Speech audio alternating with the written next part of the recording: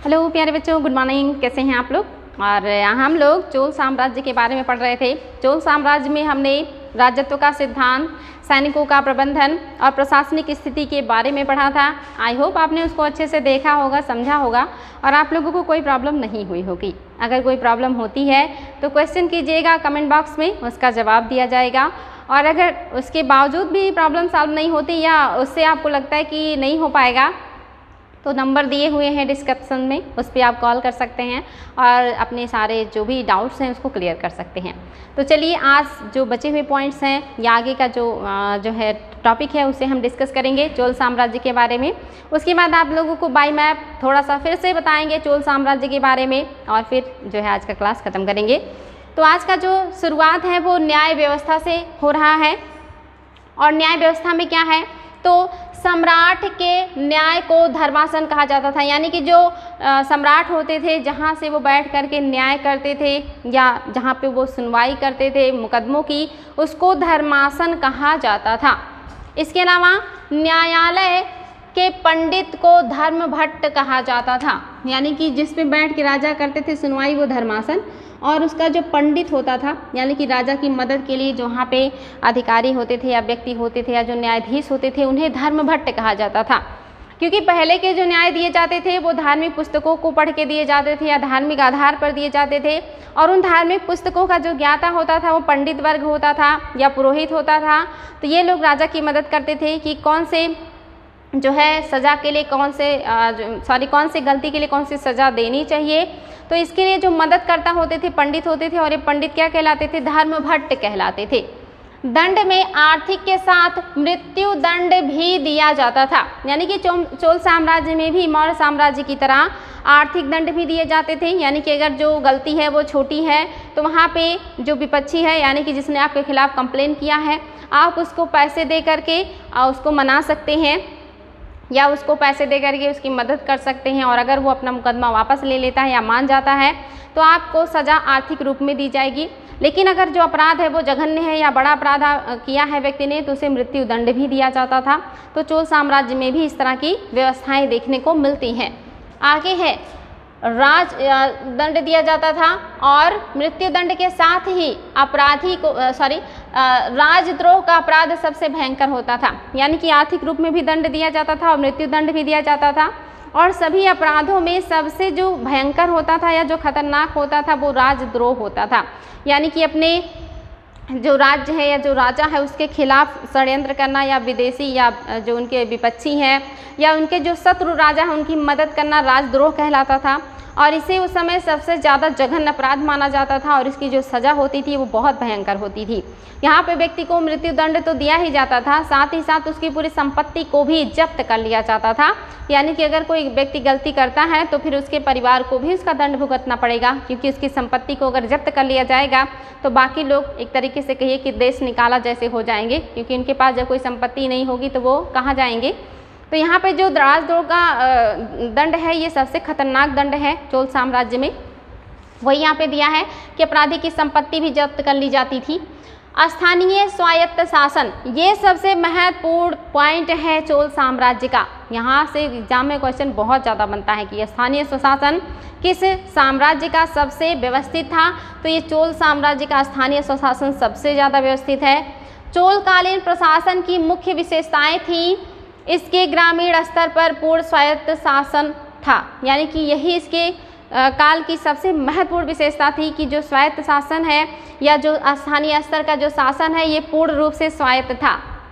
यानी कि जो ग्राम का मुखिया है वो अपने यहाँ का चाहे भू राजस्व संबंधी चीज़ें हो उसका भी निर्धारण करता था, उसको एकत्र करके राजकोष में जमा करता था। अगर कोई वाद विवाद होता था तो उसमें जो है न्यायाधीश के रूप में निर्णय भी देता था।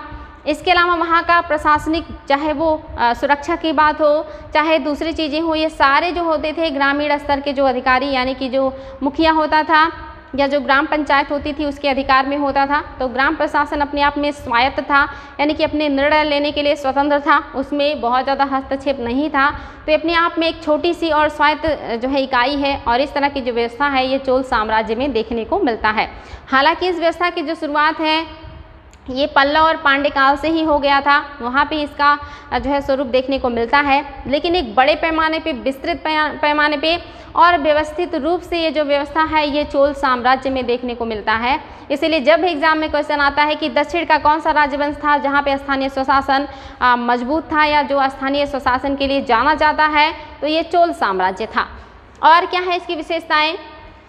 यह परंपरा पांड्य और चोल काल में पहले से, यानी कि यहाँ पे पांड्य और देखेंगे आप, यहाँ पे पांड्य और पल्लव है, पांड्य और पल्लव काल से ही देखने को मिल जाता है, लेकिन चोल काल में यह बहुत ज़्यादा विकसित हो गई थी। लेकिन ये आप देखेंगे चोल काल में बहुत ज़्यादा विकसित हो गई है या डेवलप हो गई है। और यहाँ पे आप देखेंगे गांव के प्रकार, यानी कि जो स्थानीय स्वशासन है इसमें भी गांव के प्रकार हैं। और इसमें जो पहला गांव का प्रकार है ये ब्रह्मदेय है। ब्रह्मदेय गांव क्या होता है पहले के क्लासेस में हम लोग डिस्कस किए हैं, एक बार फिर से बता देते हैं बच्चों, एग्जाम में आता है कूट में मिलाने के लिए। तो ब्रह्मदेय गांव यानी कि ब्रह्म मीन्स ब्राह्मण, और ब्राह्मणों को अपनी आजीविका चलाने के लिए जो भी राजा के द्वारा उनको भूमि दी जाती थी अनुदान के रूप में या दान के रूप में, उसी को ब्रह्मदेय गांव कहा जाता था। यानी कि उनको कुछ गांव दे दिया जाता था और कहा जाता था उससे जो भी इनकम होगा उससे आप अपना जीविकोपार्जन करेंगे या आपका जो अध्ययन अध्यापन या दूसरे काम है धार्मिक काम वो पूरा करेंगे।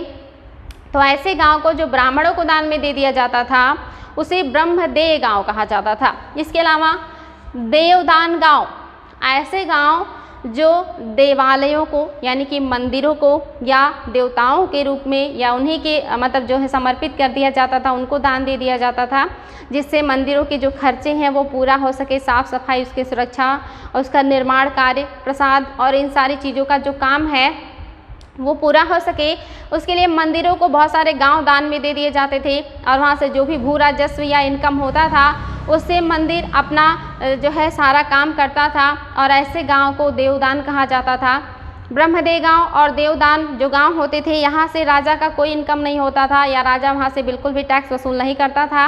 वो जो भी इनकम होता था वहाँ के लोगों को, यानी कि अगर देवालयों को दिया गया है तो देवालयों का काम चलता था, अगर ब्राह्मण को दिया गया तो ब्राह्मणों का काम चलता था। आगे है बच्चों उर क्या है, ये भी गांव है, तीसरे प्रकार का गांव उर। ये साधारण गांव होता था या कहिए कि उर जो है ये साधारण गांव में इसके नाम की संस्था होती थी, उर नामक संस्था होती थी, वहाँ पे गांव को भी उर कहा जाता था। लेकिन उर में या गांव में एक महत्वपूर्ण संस्था होती थी जिसे उर कहा जाता था, यानी कि उस संस्था को भी उर कहा जाता था।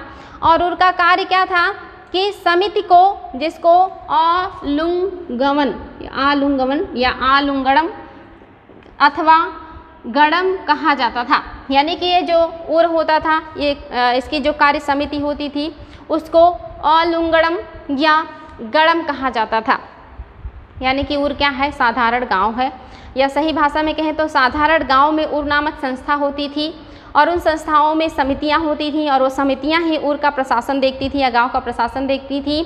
और ये लोग जो होते थे इन समितियों को क्या कहा जाता था, तो आलुंगड़म या गणम कहा जाता था। सभा और महासभा, सभा और महासभा भी होता था, यानी कि ब्रह्मदेय अथवा अग्रहार गांव में सभा नामक संस्था होती थी। यानी कि जो गांव है उर में आप देख रहे हैं साधारण व्यक्तियों का गांव है और यहाँ पे उर नामक संस्था है। लेकिन जो सभा और महासभा है ये क्या है, तो जो ब्रह्मदेय गांव ब्राह्मणों को दान में दिया जाता था वहाँ का प्रशासन देखने के लिए भी समिति या सभा बनाई जाती थी, इसी को सभा या महासभा कहा जाता था। ये संस्थाएं होती थी। ऐसे गांव को मंगलम भी कहा जाता था, यानी कि वो ब्रह्मदेय गांव जहाँ पे ब्राह्मणों को दान में दिया जाता था और जिससे खर्चा ब्राह्मणों का चलता था, वहाँ का जो प्रशासन है वो सभा देखती थी। ऐसे गांव को मंगलम भी कहा जाता था।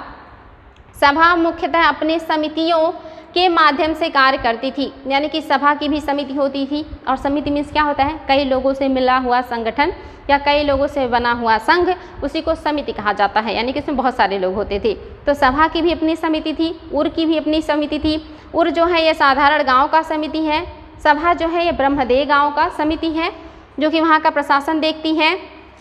इसके अलावा आप देखेंगे कि सभा मुख्यतः अपने समितियों के द्वारा कार्य करती है जो वरीयम कहलाती है, यानी कि यहाँ का जो सभा है ये क्या कहलाता है या जो समिति है ये क्या कहलाता है, तो ये वरीयम। यहाँ की समिति आलुंगड़म या गणम और ब्रह्मदेव गांव की जो समिति है उसको वरियम कहा जाता था और इसके जो सदस्य होते थे उनको वरियर कहा जाता था।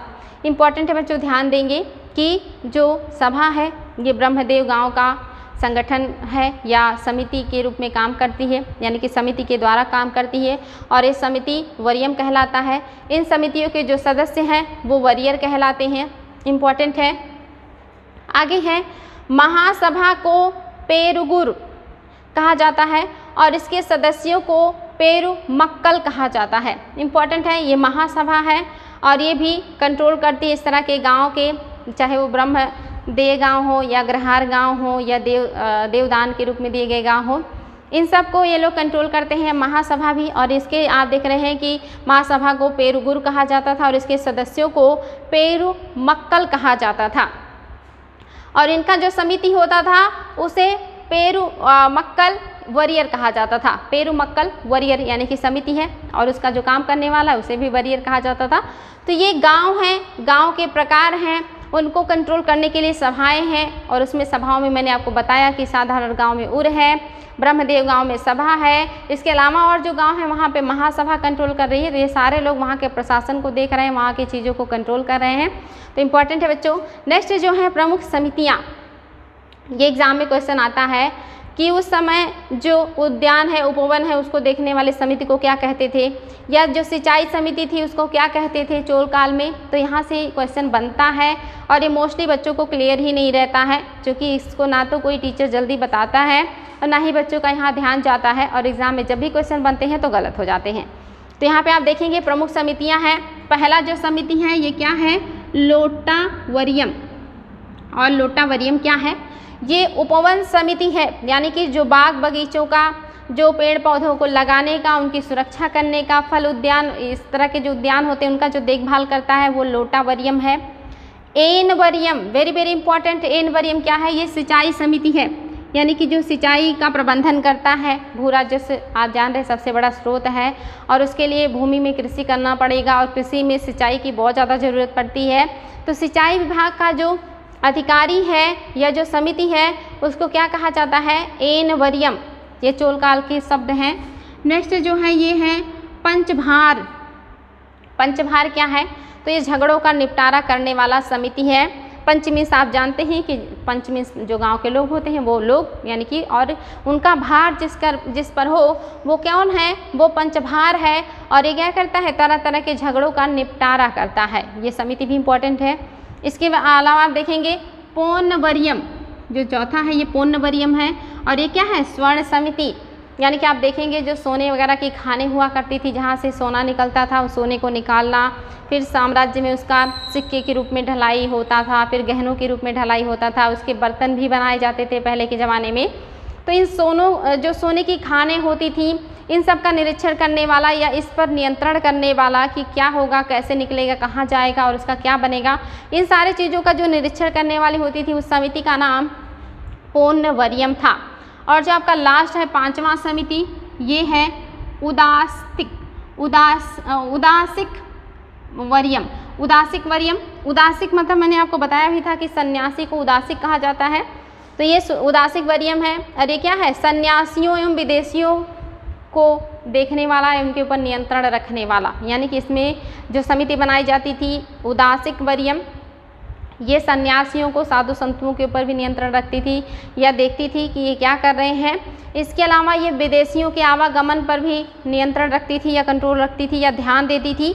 तो ये समिति भी है उदासिक वरियम, वेरी वेरी इंपॉर्टेंट। ये 5 समितियां हैं जिनके माध्यम से जो चोल शासक हैं वो अलग अलग क्षेत्रों के ऊपर कंट्रोल रखते थे या उन पर निगरानी रखते थे या उनके कार्य का संचालन किया करते थे। ये इंपॉर्टेंट है बच्चों। आगे है ग्राम सभा की बैठकें। ग्राम सभा की बैठकें मंदिर या मंडप में होता था। मंडप आप जानते हैं मंदिर का एक भाग होता था जो बड़े हाल के आकार का होता था या बड़ा हाल नुमा जो है आकृति बनाई जाती थी। दक्षिण के मंदिरों में मंडप एक महत्वपूर्ण भाग है, जिसमें आप देखते हैं रंग महल भी होता है, मंडप भी होता है, गर्भगृह भी होता है। तो यहाँ पे मंडप बनाया जाता था। मंडप मीन्स जहाँ पे जो देवता होते हैं उनका शादी ब्याह किया जाता है और वहाँ पे बड़े पैमाने पे लोग इकट्ठा होते हैं और अगर किसी जो है वाद विवाद का निपटारा करना होता है तो भी मंदिर के अंदर जो मंडप होते हैं लोग वहाँ बैठ कर के सभाएँ किया करते थे या डिस्कस किया करते थे और ये मंदिर काफ़ी भव्य होते थे और उनका जो मंडप होता था ये मंदिर का सबसे बड़ा भाग हुआ करता था और ये चीज़ दक्षिण के मंदिरों में देखने को मिलता है। तो दक्षिण के जो मंदिर हैं ये अपने आप में काफ़ी महत्वपूर्ण हैं और ये जो बैठकें होती थी इन्हीं मंदिरों और मंडपों पे होती थी, क्योंकि एक साइकोलॉजी भी होता है कि भगवान के घर में या भगवान के मंदिर में कोई झूठ नहीं बोल सकता या जो भी बोलेगा वो सच बोलेगा। तो वहाँ पे एक दबाव भी होता है, एक ऐसी मनोदशा बन जाती है कि वहाँ पे इंसान गलत नहीं कर सकता या गलत नहीं बोल सकता या गलत निर्णय नहीं आएगा या लोग झूठ बोल करके बचने का प्रयास नहीं करेंगे। तो मोस्टली जो इस तरह की बैठकें किए जाते थे वो उन्हीं मंदिरों में या मंदिरों के मंडपों में किए जाते थे ताकि लोग वहाँ पे सच्चाई के साथ अपनी बातों को रखें।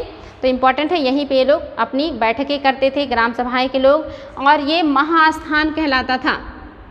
महास्थान यानी कि बड़ा स्थान, प्रसिद्ध स्थान जहाँ से सारे निर्णय लिए जाते थे, चाहे वो झगड़ों का हो या ग्राम प्रशासन या गांव सभा के लिए कोई कार्य, बड़ा कार्य किया जाना हो तो वहाँ पे बैठकें बुलाई जाती थी या बैठकें होती थी जहाँ पे इस तरह के निर्णय लिए जाते थे।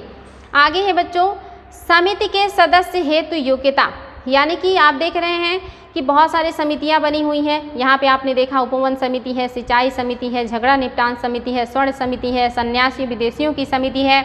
आपने देखा कि ब्रह्मदेव गांव की समिति है, देवदान गांव की समिति है, उर गांव की समिति है। समितियों का यहाँ पे बहुत ज़्यादा जो है नियुक्ति किया गया है या बनाया गया है। तो इन समितियों में बहुत सारे लोग होते थे या बहुत सारे लोगों को चुन करके समितियों में जो है नियुक्त किया जाता था। जैसे वर्तमान में भी आप देखेंगे हमारे यहाँ प्राक्कलन समिति है, लोक लेखा समिति है, इस तरह से साधारण समिति, बहुत सारी समितियां बनाई जाती हैं और उसमें बहुत सारे विशेषज्ञ होते हैं अपने अपने क्षेत्र के और वो अपना रिपोर्ट सौंपते हैं और सरकार उस रिपोर्ट को जो है देखते हुए फिर आगे का निर्णय लेती है या वर्क करती है। ऐसी समितियां राजा बनाया करते थे जो चोल साम्राज्य के थे और उन्हीं के आधार पर वो वर्क किया करते थे। तो इन समितियों में शामिल होने के लिए कुछ योग्यताएं और कुछ अयोग्यताएं भी हुआ करती थी। जैसे वर्तमान में भी है कि अगर आपको राज्यसभा का या किसी भी सदन का सदस्य बनना है तो आपको 6 महीने के अंदर किसी न किसी सीट से मतलब जो है चुन करके आना होगा। तो यहाँ पे क्या योग्यताएं दी रहती कि इतना उम्र होना चाहिए, इतना क्वालिफिकेशन होना चाहिए। ऐसे ही उस समय के समितियों के जो सदस्य हैं वो इतना बेहतरीन उनका चुनाव होता था या इतना बेहतरीन उनका क्वालिफिकेशन देखा जाता था कि अगर वो सारी चीज़ों को कोई क्राइटेरिया को पार कर लेता है तो निश्चित तौर पे वो व्यक्ति बहुत समझदार, बहुत टैलेंटेड या बहुत अच्छा रहता होगा। मोस्टली ही अपवादिक रूप में कोई गलत व्यक्ति चुन के जाता रहा होगा। नहीं तो जिस तरह का यहाँ पे चुनाव के मानक है, बहुत ही बेहतरीन मानक बनाए गए थे समितियों के सदस्यत्व के योग्यता और अयोग्यता के। तो देख लेते हैं बच्चों समय के सदस्य के अंदर कौन सी योग्यताएँ होनी चाहिए थी। तो पहली योग्यता है 35 से 70 वर्ष के मध्य उसकी आयु हो। जाहिर सी बात है 35 से 70 वर्ष के मध्य वही लोग आते हैं जो मेच्योर हो जाते हैं या जो समझदार हो जाते हैं। समाज में ऐसे लोगों को मेच्योर पर्सनालिटी समझा जाता है। इसके पहले का जो होता है वो बचपने में होता है, 70 के बाद तो व्यक्ति बूढ़ा हो जाया करता था। उस समय उतना जो है सक्रिय उसका दिमाग, उसका शरीर नहीं रह जाता था। तो यहाँ पे जो व्यक्ति समिति का सदस्य बनता था वो 35 से 70 के मध्य होना चाहिए आयु उसका। इसके अलावा 1.5 एकड़ भूमि हो उसके पास, यानी कि ऐसा ना हो उसके पास भूमि ही नहीं है, गरीब इंसान है और बाद में समिति का सदस्य बनने के बाद वो अपने लिए ज़मीन या ऐसी चीज़ें इकट्ठा करने की कोशिश करे। यानी कि जो भी व्यक्ति हो समृद्ध हो ताकि ज़रूरत पड़ने पे मदद भी कर सके किसी का, या ये ना सोचे कि पहले हम अपना व्यवस्था कर लेंगे उसके बाद आगे लोगों के लिए काम करेंगे। तो उसके पास कम से कम 1.5 एकड़ ज़मीन हो तो वो समिति का सदस्य बन सकता है। पहला वो 35 से 70 वर्ष के आयु का हो, इस बीच में ये उसके पास 1.5 एकड़ ज़मीन हो। इसके अलावा एक वेद यानी कि कोई भी एक वेद तथा भाष्य का ज्ञाता हो। भाष्य मीन्स होता है कि जैसे वेदों पर ही अगर कोई टीका टिप्पणी लिखता है या उसका और आसान भाषा में अनुवाद करता है तो उसी को भाष्य कहा जाता है। तो यहाँ पे कहा गया कि जो व्यक्ति बनेगा सदस्य समिति का उसे एक वेद और भाष्य का ज्ञान हो। यानी कि जो ऐसी धार्मिक पुस्तकें पढ़ेगा, ऐसी चीज़ों का ज्ञान रखेगा तो जाहिर सी बात है उसकी जो सोच होगी वो काफ़ी उच्च होगी, काफ़ी अच्छी होगी, उसके अंदर बुरे विचार नहीं आएंगे या वो निर्णय लेने में निष्पक्ष होगा और सही निर्णय देगा। तो इसके अंदर ये क्वालिटी भी होना चाहिए। इसके अलावा उसके पास निजी आवास हो, वही सदस्य बन सकता है। यानी कि उसके पास अपना खुद का घर भी हो। ये ना हो कि उसके पास घर ही नहीं है, उसके पास ज़मीन नहीं है, उसका आयु बहुत कम है और उसने बहुत ज़्यादा चीज़ों का अध्ययन नहीं किया, यानी कि मैच्योरिटी नहीं है। तो यहाँ पे इतनी क्वालिटी किसी के अंदर अगर है तो सदस्य बनता है। यानी कि 35 से 70 के बीच आयु हो, उसके पास 1.5 एकड़ ज़मीन हो, उसको एक वेद और भाष्य का ज्ञान हो और उसके पास अपना निजी मकान हो, यानी कि उसके अंदर भ्रष्टाचार आने की संभावनाएं कम हो, उसका जो सोच हो आध्यात्मिक हो यानी कि उच्च हो, उसके अंदर मैच्योरिटी हो और उसके पास अपना संपत्ति भी हो। तो ऐसे लोगों को ही समिति का सदस्य चुना जाता था। सोचे कितना बढ़िया, हर क्षेत्र का उनको ज्ञान, ये नहीं कि सिर्फ एज ही हो गया तो हो सकते हैं। मतलब जो भी चीज़ें एक इंसान को अच्छा बनाती हैं, बेहतर बनाती हैं, दृढ़ निश्चयी बनाती हैं या आत्म निर्भर बनाती हैं, वो सारे क्वालिटीज़ इन सदस्यों के अंदर देखने को मिलता है या देखा जाता था। अब ये आपने देखा योग्यताएं, अब हम देखेंगे अयोग्यताएं, यानी कि कौन सी चीज़ें हैं अगर वो नहीं है तो वो सदस्य नहीं बन सकता इन समितियों का। तो आप देखेंगे पहला तो है, फर्स्ट है कि 3 वर्ष से अधिक समय तक समिति का सदस्य रहा हो। अगर वो 3 वर्ष से ज़्यादा समय तक किसी समिति का सदस्य है तो दोबारा समिति का सदस्य नहीं बन सकता। यानी कि अगर बहुत दिनों तक रहेगा तो उसका बहुत ज़्यादा पकड़ या जान पहचान हो जाएगी, तो वो उसका मिसयूज़ भी कर सकता है। तो 2 से 3 साल तक अगर कोई समिति का सदस्य रहा है तो दोबारा वो सदस्य नहीं बन सकता। इसके अलावा आय व्यय का ब्यौरा नहीं दिया हो, अगर उसने आय व्यय का ब्यौरा नहीं दिया है, यानी कि उसका खर्च कितना है, उसका इनकम कितना है, तो भी वो सदस्य नहीं बन सकता। यानी कि उसका जो भी चीज़ें हैं वो सारी पारदर्शी होनी चाहिए। उसका इनकम कितना है, उसका व्यय कितना है, यानी कि आय के आने के स्रोत और जाने के जो स्रोत हैं वो सब पता होना चाहिए, ताकि वो भ्रष्टाचार बिल्कुल भी ना कर सके। ये ना कहे कि नहीं हमारा पहले से ही इतना इनकम था और राजा के दिए गए पैसे को जो है वो जब्त कर जाए या हजम कर जाए। तो वहाँ पे आय व्यय का ब्यौरा देना होता था, अगर नहीं दिया है तो वो अयोग्य है। इसके अलावा चोरी करने के अपराध तथा अन्य पाप कार्यों में लिप्त अगर है तो उसे क्या कहा जाएगा, वो अयोग्य मान लिया जाएगा। अगर उसने चोरी करने का अपराध किया है या अगर पहले से किया है तो भी सदस्य नहीं बन सकता, और सदस्यता के दरमियान किया तब तो फिर वो तो किसी कीमत पे नहीं बन सकता। और कोई पाप ना किया हो, ऐसा ना हो कि किसी की हत्या की हो या कोई मतलब ऐसा काम किया हो जो कि नहीं करना चाहिए धार्मिक दृष्टिकोण से। तो ये आप देखेंगे 4 अयोग्यताएँ हैं किसी भी सदस्य के लिए। अगर इस तरह की उसके अंदर कमियां पाई जाती हैं तो सदस्य नहीं बन सकता। और यहाँ पे आपने देखा कि 4 योग्यताएं हैं, अगर ये सारी क्वालिटी को कोई पूरा करता है तो सदस्य बन सकता है। बहुत ही बेहतरीन मानक थे जो कि वर्तमान में जो है अगर देखा जाए तो इस तरह के मानक नहीं हैं जो उस समय के थे।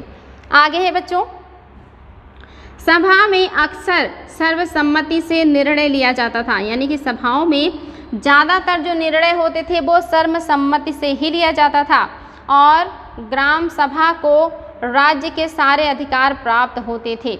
यानी कि जो भी अधिकार राज्य को मिलता है, प्रशासन का, न्याय का, ये सारे अधिकार जो हैं वो किसे प्राप्त है, वो यहाँ के ग्राम सभाओं को दिया गया है। और जो भी निर्णय होता था वो मोस्टली सर्वसम्मति से लिया जाता था। यानी कि जाहिर सी बात है जब कोई चीज़ सर्वसम्मति से होगा तो उसमें अच्छा ही निर्णय लिया जाएगा। यानी कि अगर कुछ व्यक्ति भी विरोध करते हैं तो वो निर्णय मान्य नहीं होगा। तो बिल्कुल ये सोचने वाली बात है कि बिल्कुल सही निर्णय लिए जाते रहे होंगे उस समय। और इनको सारे अधिकार प्राप्त है। ये न्याय का भी कार्य करते थे, ये वेरी वेरी इंपॉर्टेंट है। इनके पास बैंक भी होते थे या इनका अपना बैंक भी होता था। और ये क्या होता था, तथा ये क्या करते थे, धन को यानी कि पैसे को, भूमि को यानी कि लैंड को, तथा धान्य को यानी कि अनाज को भी अपने पास जमा करते थे। यानी कि अगर किसी के पास पैसा है तो वहाँ पैसे को जमा कर सकता है, किसी के पास अनाज है तो अनाज को जमा कर सकता है, कोई अपनी ज़मीन वहाँ पे जमा करना चाहता है या गिरवी रखना चाहता है तो वो भी रख सकता है। तो ये बैंक के रूप में भी ग्राम सभाएं काम करती थी और वो धन, भूमि और धान्य यानी कि पैसा, ज़मीन और अनाज के रूप में अपने पास जमाए रखती थी या जमा करती थी। इसके अलावा जो है गांव की सभी अक्षय निधियाँ ग्राम सभा के अधीन होती थी। ये भी इम्पोर्टेंट है। अक्षय निधियाँ मीन्स क्या होता है कि जो संपत्ति या जो निधि क्षय नहीं होता, जैसे भूमि, जैसे भवन, जैसे पेड़ पौधे, यानी कि ऐसी चीज़ें जो लॉन्ग टाइम तक रहती हैं, जो जल्दी ख़त्म नहीं होती, जल्दी उनका क्षरण नहीं होता, जैसे जलाशय, ये सब क्या है, इन पर ग्राम सभा का नियंत्रण होता था। यानी कि ग्राम सभा अगर चाहे तो किसी को भी रोक सकती है उसे यूज़ करने के लिए, अगर किसी को चाहे तो ज़मीन दे सकती है, उसे जलाशय का उपयोग करने की अनुमति दे सकती है, उसे बागान का काम दे सकती है, या मतलब ये सारे अधिकार अच्छे निधियाँ जो है, यानी कि जो जल्दी क्षरण नहीं होता, जिनका ऐसी निधि ऐसी संपत्ति उस पर ग्राम सभा का ही अधिकार होता था। आगे है बच्चों, यह मंदिरों, शिक्षण संस्थाओं तथा दान गृहों का भी प्रबंधन चलाती थी। यानी कि जो ग्राम सभाएं होती थी ये किसका प्रबंधन करती थी, मंदिरों का, यानी कि जितने भी मंदिर होंगे उन सब का प्रबंधन ग्राम सभाएं करेंगी। जितने भी शिक्षण संस्थान होंगे यानी कि विद्यालय होंगे उनका भी प्रबंधन ये ग्राम सभाएं ही किया करती थी। इसके अलावा जितने भी दान गृह हुआ करते थे उस समय, जो भी दान देने का काम करती थी उन पर भी नियंत्रण या उनका भी संचालन ग्राम सभाएं ही करती थी। तो वेरी वेरी इंपॉर्टेंट है बच्चों, ध्यान देंगे, बहुत ही बढ़िया जो है व्यवस्था है, बिल्कुल स्वायत्त है ग्राम प्रशासन, हर क्षेत्र में उसका अधिकार है, वो जो चाहे काम करने के लिए स्वतंत्र है। छोटे स्तर से लेकर के बड़े स्तर तक का जो काम है वो ग्राम स्तर पे किया जाता था। इसीलिए चोल काल का जो ग्राम प्रशासन है या स्थानीय प्रशासन है ये बहुत ज़्यादा इम्पॉर्टेंट है, महत्वपूर्ण है। इसके अलावा ऐसा गांव जहां व्यापारी निवास करते थे वह नगरम कहलाता था या नगरम नामक संस्था के अधीन होती थी, या वहाँ पे नगरम नामक संस्था गठित की जाती थी। यानी कि हर जगह संस्था है, हर जगह समिति है, अलग अलग तरह की जो वहाँ को कंट्रोल करती हैं। जैसे अगर व्यापारियों का गांव है तो जाहिर सी बात है आधुनिक होगा, थोड़ा वहाँ पे व्यवस्थाएं होंगी तो उसे नगरम कहा जाता था, या वहाँ पे नगरम नामक संस्था होती थी, या वहाँ के लिए नगरम नामक संस्था का गठन किया जाता था जो व्यापारियों के गांव के ऊपर कंट्रोल रखती थी या व्यापारियों के गांव का प्रबंधन करती थी। तो वेरी वेरी इंपॉर्टेंट है बच्चों, नगरम क्या है, तो व्यापारियों के गांव का नियंत्रण या कंट्रोल या वहाँ की देखभाल करने वाली जो संस्था होती थी वो नगरम कहलाती थी। नगरों में व्यापारियों की अपनी संस्था थी जिसे मणिग्रामम कहा जाता था। ये तो गांव हो गया, ऐसा गांव जहाँ पे व्यापारी निवास करते हैं, वहाँ पे जो संस्था है ये नगरम है। लेकिन अगर व्यापारी नगर में निवास करता है और नगरों में जो व्यापारियों की संस्था है वो संस्था क्या कहलाएगी, उसको कहा जाएगा मणिग्रामम तथा वाल नजियर या वालंजियर, कहीं कहीं दिया रहता है वालंजियर। तो इम्पॉर्टेंट है बच्चों ये वर्ड्स, वालंजियर कहिए, वाल नजियर कहिए, तो वेरी वेरी इंपॉर्टेंट है। अगर व्यापारी गांव का निवासी है, गांव में निवास करता है तो उस पर जो संस्था कंट्रोल करेगी वो नगरम है। अगर वो नगर में निवास कर रहा है तो उसको जो कंट्रोल करने वाली संस्था है वो मणिग्रामम है या वालंजियर है, मणिग्रामम या वालंजियर। तो इम्पॉर्टेंट है बच्चे, आप देख रहे हैं कैसे कैसे छोटे छोटे स्तर से लेकर के बड़े स्तर तक का जो कार्यभार है वो अलग अलग समितियां देख रही हैं, अलग अलग विभागों के लिए समितियां बनाई गई हैं। ग्राम स्तर पर कितना ज़्यादा स्वायत्तता है, कितनी बेहतरीन तरीके से वर्क किया जाता था चोल साम्राज्य में। इतना बारीकी से अध्ययन करने के बाद आप लोगों को अच्छा लग रहा होगा कि साउथ में भी ऐसे जो है प्रशासन किया जाता था और ये करके चोल शासकों ने दिखाया है। अभी और भी बहुत सारे इंपॉर्टेंट पॉइंट्स बचे हैं जो एग्ज़ाम में बहुत ज़्यादा आते हैं, उसको हम आगे के क्रम में डिस्कस करते रहेंगे। लेकिन अभी हम एक बार मैप पे नज़र डालेंगे, एक बार फिर से आप लोगों को इनके बारे में बताएंगे ताकि आप लोगों को ये सारी चीज़ें बिल्कुल जो है याद हो जाए। हमने डिस्कस किया था बच्चों कि यहाँ पे एक पतला सकरा जो है राज्य था, इसको कहा जाता था, आपको पता है कि ये केरल राज या केरल पुत्र था। वर्तमान में भी केरल कुछ इसी तरह का है। उस समय यहाँ पे शासन करने वाले केरल पुत्र या मौर्य काल में आपने देखा था इनको सतीय पुत्र भी कहा जाता था। और इसके अलावा जो सबसे फेमस नाम है इनका वो चेर है, चेर। इसके अलावा हमने यहाँ पे देखा था कि एक और साम्राज्य था, ये पांड्य था, पांड्य। और इसके ऊपर हमने देखा था जो साम्राज्य था वो चोलों का था, चोल। और इधर जो था ये आपने देखा था होयसल थे, होयसल, यहाँ पे होयसल थे। इसके ऊपर आपने यहाँ पे देखा था काकतीय वंश था, काकतीय, जो कि मतलब छोटा सा एक तरीके से कहेंगे देश था। और इसके ऊपर आप देखेंगे यहाँ पे जो उड़ीसा था उसको उस समय कलिंग कहा जाता था, कलिंग था। और इसके ऊपर आप देखेंगे बंगाल में तो पाल साम्राज्य था, पाल शासकों का था, पाल शासक यहाँ पे शासन कर रहे थे। और इसके ऊपर आपने देखा था चालुक्य है, चालुक्य, और ये चालुक्य जो है ये कल्याणी के चालुक्य हैं, कल्याणी के चालुक्य। इसके पहले आपने देखा था यहाँ पे ये क्षेत्र मिला करके यहाँ पे जो चालुक्य थे वो वातापी के चालुक्य थे, जिनको ख़त्म करके राष्ट्रकूट आए थे। राष्ट्रकूटों को ख़त्म करके ऊपर के क्षेत्रों में कल्याणी के चालुक्य आ गए हैं। तो हम चोल साम्राज्य को देख रहे थे। ये जो साम्राज्य है काफ़ी शक्तिशाली साम्राज्य था और इसने अपना साम्राज्य विस्तार किया। यहाँ पे एक साम्राज्य और था जिसको गंग कहा जाता था, गंग या पश्चिमी गंग कहा जाता था। तो चोलों ने गंगों को भी हराया, इन्होंने चालुक्यों को भी हराया, इनसे भी बहुत सारा क्षेत्र छीना, गंगों को भी अपने अधीन कर लिया, काकतीय वंश के ऊपर आक्रमण किया, कलिंग पर अधिकार किया, पाल शासक जो थे इनके ऊपर भी अधिकार किया। खास करके जो राजेंद्र प्रथम थे, राजेंद्र प्रथम ने अपना गंगा अभियान किया था, यानी कि जो गंगा नदी आती है और इस तरह से बंगाल की खाड़ी में चली जाती है, तो इन्होंने गंगा अभियान किया था। इसे गंगा अभियान क्यों कहा गया है? तो ऐसा माना जाता है कि जो गंगा है वो पवित्र नदी थी और इन्हें राज्याभिषेक करना था और राज्याभिषेक के लिए इन्हें गंगा का जल चाहिए था और इस गंगा के जल को प्राप्त करने के लिए उन्होंने इन सारे प्रदेशों को या देशों को जीतते हुए यहाँ तक पहुँचे थे और यहाँ से जल लेकर के वापस आए थे और राज्याभिषेक कराए थे। और इसी दरमियान इन्होंने इन सारे क्षेत्रों को जीत करके चोल साम्राज्य में मिला लिया था। तो आप देखेंगे चोल साम्राज्य जो है वो इस तरह से यहाँ तक विस्तृत हो चुका था।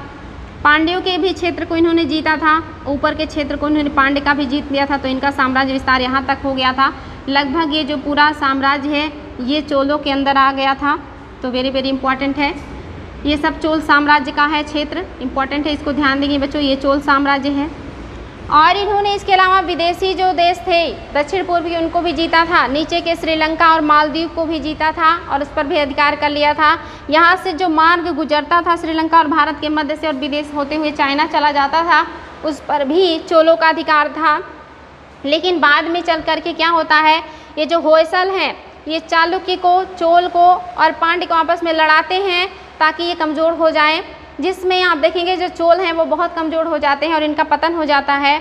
लेकिन जो पांड्य हैं इनका पतन नहीं होता और ये धीरे धीरे करके होयसलों को भी हरा देते हैं और जो है चोल है इनका साम्राज्य भी अपने अधीन कर लेते हैं और ये जो राज्य बन जाता है ये पांड्यों का बन जाएगा। और ये जो पांड्य हैं इतने बड़े क्षेत्र पर शासन करेंगे और इनका जो शासन होगा ये आप देखेंगे अलाउद्दीन खिलजी के समय में यहाँ पे आएंगे आक्रमण करने उनके सेनापति मलिक काफूर, और उसके ऊपर आप देखेंगे जो है गोलकुंडा का साम्राज्य आ जाएगा, हैदराबाद का साम्राज्य आ जाएगा, इधर दूसरे साम्राज्य आ जाएंगे।